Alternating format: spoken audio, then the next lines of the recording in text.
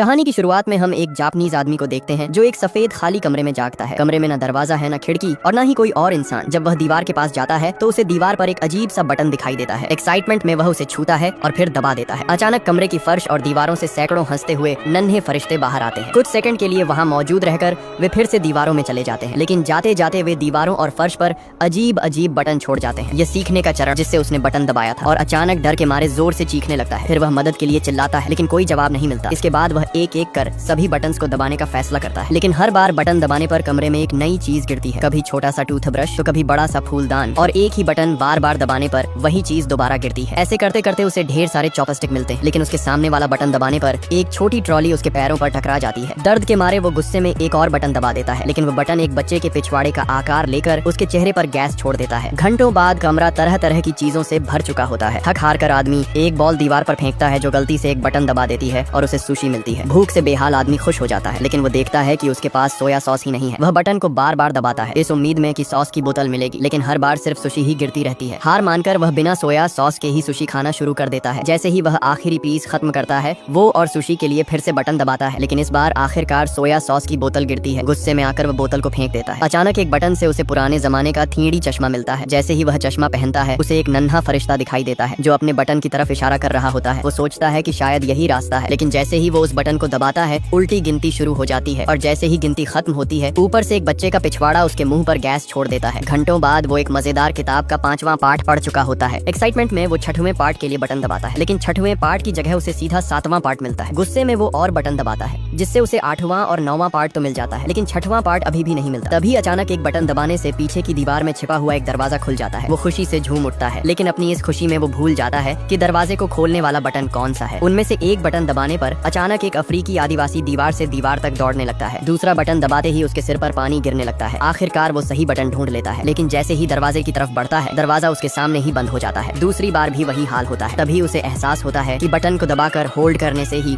दरवाजा खुला रह सकता है। अब वो कई अजीबोगरीब तरीके आजमा आता है। पहले पैर से दबाता है, फिर रस्सी से खींचने की कोशिश करता है, और यहाँ तक कि दूर से फ्लाई स्वेटर से मारता है, लेकिन कुछ भी काम नहीं करता। आखिरकार वो फूलदान के अंदर पानी भरने की कोशिश करता है, लेकिन कोई फायदा नहीं होता, क्योंकि पानी सिर्फ उसके ऊपर ही गिर रहा